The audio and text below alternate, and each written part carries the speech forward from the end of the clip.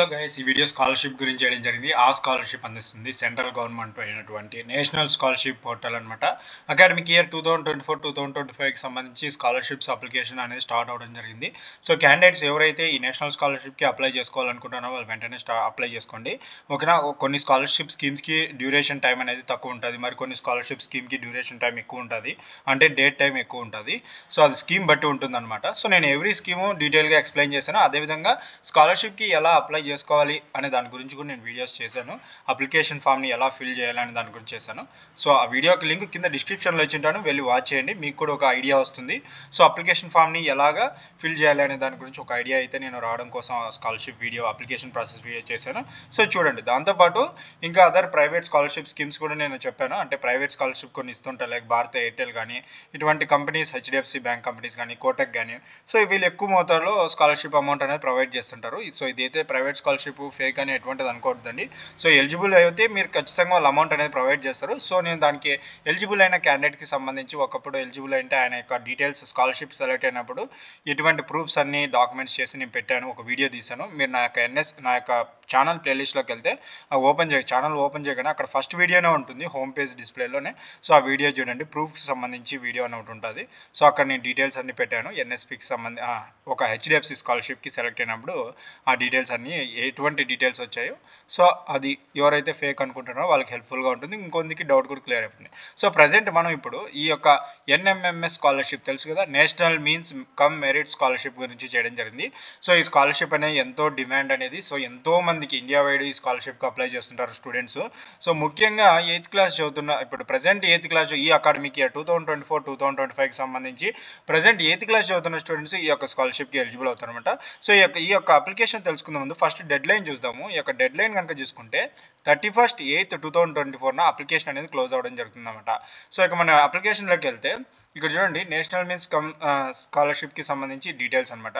So ఈ యొక్క స్కీమ్కి యొక్క ముఖ్య ఉద్దేశం ఏంటంటే, 2008లో 2006లోనూ స్టార్ట్ అయిందనమాట. సో అప్పట్లో ఏంటంటే ఈ స్కాలర్షిప్ స్కీమ్ ముఖ్యంగా students 8th class complete, 7th 8th class complete అయ్యానే వాళ్ళ స్కూల్స్ డ్రాప్ అవుట్ అయ్యి పనుల మీదకి పోవడం జరుగుతుంది అనమాట. సో అలా పనుల మీదకి పోవడం జరిగితే వాళ్ళకి ఎడ్యుకేషన్, వాళ్ళకి ఫ్యూచర్ ఇబ్బంది పడతాను ఉద్దేశంతో వాళ్ళని ఇలాగే కంటిన్యూ చేయాలని ప్లాన్తో వీళ్ళకి స్కాలర్షిప్ అమౌంట్ ప్రొవైడ్ చేస్తే వాళ్ళు కనీసం డబ్బు కోసమైనా వచ్చి ఈ స్కాలర్షిప్లకి అప్లై చేసుకొని ఆ డబ్బు కోసమైనా వస్తారని ఒక ఉద్దేశంతో ఈ యొక్క స్కాలర్షిప్ రావడం జరిగింది. సో అప్పట్లో 6,000 ప్రొవైడ్ చేసేవాళ్ళు, ఇప్పుడు 12,000 అనేది బడ్జెట్ అనేది ఇంక్రీజ్ చేయడం జరిగింది అనమాట.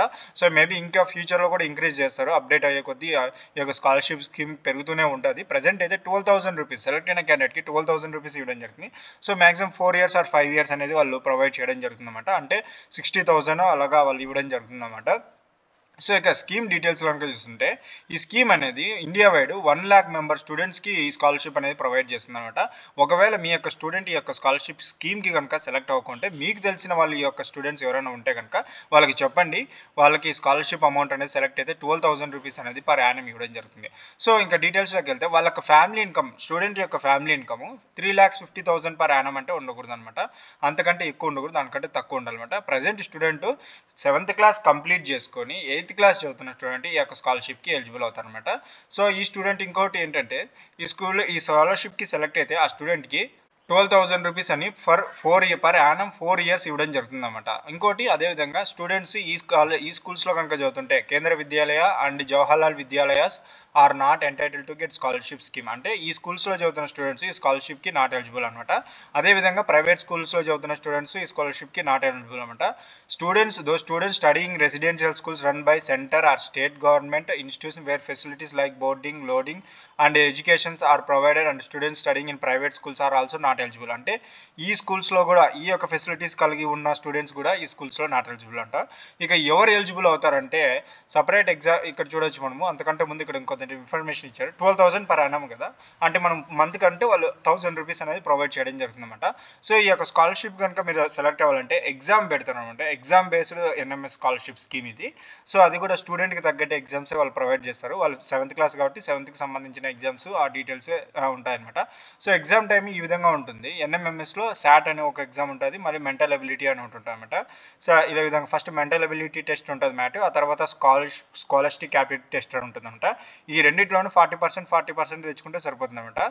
ఇక నెక్స్ట్ ఈ యొక్క సబ్జెక్ట్ సిలబస్ కూడా నేను చెప్తాను. ఇక students shall have minimum 55% in marks class 7th. అంటే student in previous class present 8th class చదువుతున్నాడు కాబట్టి వాళ్ళ ప్రీవియస్ క్లాస్లో 55% మార్క్స్ అబోవ్ తెచ్చుకుంటే ఆ స్టూడెంట్ ఈ యొక్క స్కాలర్షిప్కి ఎలిజిబుల్ అవుతారు. ఒకవేళ ఎస్సీ ఎస్టీ వాళ్ళకైతే 5% రిలాక్సిబుల్ అనేది ప్రొవైడ్ చేయడం జరుగుతుంది. ఇక సిలబస్లో కనుక చూసుకుంటే ఫస్ట్ మెంటల్ ఎబిలిటీ టెస్ట్ ఉంది కదా, ఫస్ట్ టెస్ట్ అది అనమాట. అందులో 90 మల్టిపుల్ చాయిస్ క్వశ్చన్స్ ఉంటాయన్నమాట. అవి ఏంటంటే ఇక్కడ నాన్ వెర్బల్, ఇక్కడ చూడండి ఈ విధంగా ఉంటాయన్నమాట. నేను అన్ని చెప్తే టైం అవుతుంది అనుకుంటా. సో ఇక్కడ ఈ విధంగా క్వశ్చన్ టెస్టింగ్ వెర్బల్ అంట, non verbal negative cognitive abilities, మళ్ళీ రీజనింగ్ అండ్ క్రిటికల్ థింకింగ్ అనమాట. ఇవనేది మెంటల్ ఎబిలిటీలో ఉంటాయి. ఆ తర్వాత నెక్స్ట్ ఇలాగే కంటిన్యూషన్ చూడండి. ఇక questions in the test maybe analogy అనమాట, classification, numerical series, pattern, prescription, hide and figure. So వాళ్ళు 7th క్లాస్లోను ప్రజెంట్ 8th క్లాస్ను ప్రీవియస్ క్లాస్లో ఏం చదివారో బేసిక్ క్వశ్చన్స్ అడగడం జరుగుతుంది అనమాట. ఇక నెక్స్ట్ స్కాలర్షిప్ యాప్టిట్యూడ్ టెస్ట్ అనేది అది సెకండ్ టెస్ట్ శాట్ అనమాట.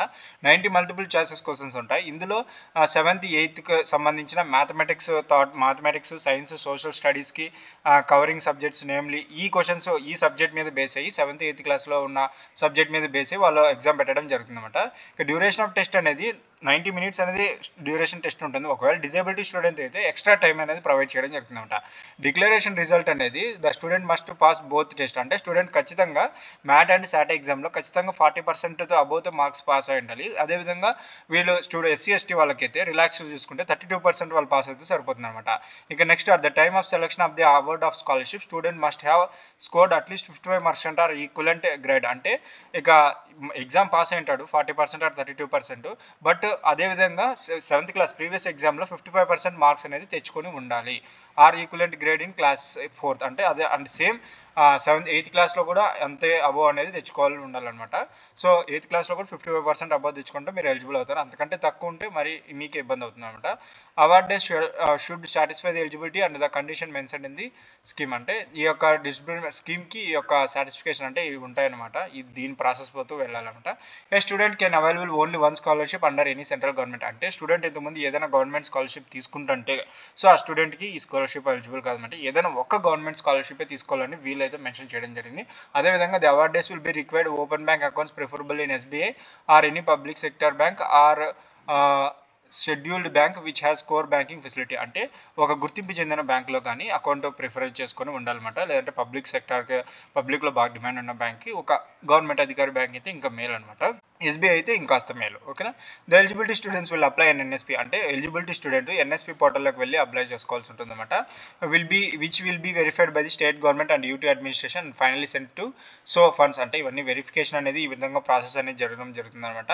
సో ఇక స్కాలర్షిప్ డీటెయిల్స్లో ఇంకోటి ఇంపార్టెంట్ డీటెయిల్స్ ఉంటాయన్నమాట. సో సెలెక్ట్ అయిన క్యాండిడేట్స్కి డైరెక్ట్గా స్టూడెంట్ అకౌంట్ లేదంటే ఫాదర్ యొక్క అకౌంట్ ఎవరో పేరెంట్ యొక్క అకౌంట్ ఇచ్చింటారు కదా, సో ఆ బ్యాంక్ అకౌంట్ అనేది మీకు డైరెక్ట్గా అమౌంట్ సెలెక్ట్ అయితే 12,000 రూపీస్ అనేది వాళ్ళు ప్రొవైడ్ చేయడం జరుగుతుందన్నమాట. సో ఇప్పుడు స్టూడెంట్ 8th క్లాస్లో ఎగ్జామ్ రాశాడు, పాస్ అయ్యాడు అండ్ ఆల్సో మంచి మార్కులు అనేది కూడా తెచ్చుకున్నాడు, ఆ student selected. So next continuous ఈ స్కాలర్షిప్ అనేది 9th 10th 11th 12th class అంటే ఇంటర్మీడియట్ చదువుతున్న వాళ్ళకి ఇస్తారు. సో కొంతమంది స్టూడెంట్స్ ఏంటంటే వాళ్ళకి మినిమం పర్సెంటేజ్ 60%. మీకు కంటిన్యూషన్గా కావాలంటే స్కాలర్షిప్ నెక్స్ట్ కూడా మళ్ళీ మీరు ఎగ్జామ్ రాయాల్సిన అవసరం లేదు. జస్ట్ మీరు 60% మార్క్స్ అబోవ్ తెచ్చుకుంటే సరిపోతుంది అనమాట. ఎవ్రీ 9th క్లాస్లో 60% అబోవ్ను, మరి 10thలోనూ అబోవ్ తెచ్చుకోవాలి 60%, అండ్ నెక్స్ట్ క్లాసెస్ 11th 12thలో కూడా అబోవ్ తెచ్చుకోవాలి. కొంతమంది స్టూడెంట్స్ ఏంటంటే 9th 10th కంప్లీట్ అయిపోతేనే డిప్లొమాలో చేయాలి అనుకుంటారు. సో అటువంటి స్టూడెంట్స్ ఈ స్కాలర్షిప్కి నాట్ ఎలిజిబుల్ అనమాట. అంటే 9th 10th వరకు అయితే ఇస్తారు. మళ్ళీ డిప్లొమాలో జాయిన్ అనుకోండి, డిప్లొమా కానీ లేదంటే సర్టిఫికేట్ లెవెల్లో కానీ జాయిన్ అనుకోండి, అప్పుడు స్కాలర్షిప్ అనేది డిస్ప్యూస్మెంట్ అంటే రిజెక్ట్ చేయడం జరుగుతుంది. సో ఇది ఈ యొక్క స్కాలర్షిప్ యొక్క కండిషన్ అనమాట, వాళ్ళు ప్రొవైడ్ చేయడం జరిగింది. సో ఇది ఇంపార్టెంట్ గుర్తుపెట్టుకోండి. ఓకేనా. ఇక జనరల్ ఎలిజిబిలిటీ కండిషన్స్ అనమాట, ఆల్రెడీ మనం చెప్పేసాము. సో ఇది maintaining good conduct as certificate. ఆ తర్వాత మీరు కూడా కాలేజ్లో జాయిన్ అయిన తర్వాత ఒక మంచి గుర్తింపు చెందిన కాలేజ్ ఇన్స్టిట్యూషన్లో జాయిన్ అవ్వాలి. ఓకేనా. ఆ తర్వాత డస్ నాట్ అబ్సెంట్. ఈ స్కాలర్షిప్ కంటిన్యూ అవ్వాలంటే మళ్ళీ మీకు ప్రాపర్ లీవ్ లేకోకుండా అబ్సెంట్ అవ్వకూడదు. ఒకవేళ లీవ్స్ ఏమైనా ఉంటే కనుక సో అది మీ యొక్క ప్రిన్సిపాల్తో సైన్ కానీ ఏదైనా ఉంటే కనుక అది చెప్పాలి, వాళ్ళు మీకు మెన్షన్ చేస్తారు. ఓకేనా. No scholarship shall be available for studies abroad for any course. Student ఒకవేళ 10th కంప్లీట్ చేసి ఒకవేళ వాళ్ళు ఫారెన్కి వెళ్ళే వాళ్ళు ఉంటారో సో అటువంటి స్టూడెంట్స్కి స్కాలర్షిప్ అప్లై కాదనమాట. ఓకేనా. No claim for scholarship arrears will be entertained after the expiry of 12 months of academic session. So ఇదేంటంటే స్కాలర్షిప్కి మీరు తీసుకున్న తర్వాత మళ్ళీ అప్లై చేసుకునే లేట్ అయ్యిందనుకోండి, మళ్ళీ రెన్యువల్ అనేది చేసుకుంటూ ఉండాలి. అప్పుడు మీరు 12 months కంటే అకాడమిక్ సెషన్ అనేది for which one has applied for the claim అంటే మళ్ళీ మీరు క్లైమ్ చేసుకోవాలంటే 12 months కంటే ఎక్కువ టైం తీసుకోకూడదు అనమాట. ఓకేనా. In case any awardee leaves or is in case student యొక్క ప్రాపర్ లీవ్ లేకోకుండా 1 month కంటే ఎక్కువ గ్యాప్ తీసుకుంటే ఆ స్టూడెంట్ అమౌంట్ అనేది no scholarship shall be pay to him, అతనికి స్కాలర్షిప్ అనేది పే చేయరు అనమాట. In case student is not able to appear అంటే ఒకవేళ యాన్యువల్ ఎగ్జామ్స్కి సంబంధించి మనకు కొన్ని ఇబ్బందుల వల్ల కానీ ఏదైనా హాస్పిటాలిటీలో ఉండడం వల్ల కానీ మనం ఎగ్జామ్స్కి అటెంప్ట్ అవ్వకుంటే సో మీ యొక్క స్కూల్ ప్రిన్సిపల్ కానీ కాలేజ్ ప్రిన్సిపల్తో కానీ సిగ్నేచర్ వేసి సో ఒకవేళ మీరు హాస్పిటాలిటీగా ఉంటే కనుక హాస్పిటల్లో జాయిన్ అంటే ఆ స్పెషలిస్ట్కి సంబంధించి మెడికల్ ప్రాక్టీషనర్తో సిగ్నేచర్తో ఒక ఫామ్ అనేది ఫిల్ చేయాలి, రీజన్ ఉండాలి అందులో. సో చేస్తే అప్పుడు మీకు ఆ స్కాలర్షిప్ అమౌంట్ అనేది ప్రొవైడ్ చేయడం జరుగుతుంది అన్నమాట. సో ఇంకోటి ఏంటంటే ఈ 5.6 పాయింట్ ఏంటంటే సో స్కాలర్షిప్ యాన్యువల్ ఎగ్జామ్ అయిపోతేనే మీకు నెక్స్ట్ వెంటనే విత్ ఇన్ 3 monthsలో మీరు నెక్స్ట్ సెషన్లో స్టార్ట్ అవ్వాలి. ఓకేనా. విత్ ఇన్ 3 months కంటే అబోవ్ తీసుకున్నా అంటే స్కాలర్షిప్ అనేది డిస్కనెక్ట్ చేయడం జరుగుతుంది అన్నమాట. ఓకేనా. ఇంకా నెక్స్ట్ స్కాలర్షిప్ పాయింట్ తీసుకుంటే scholarship shall be demanded to be disconnect if any gap, అది చెప్పారు కదా.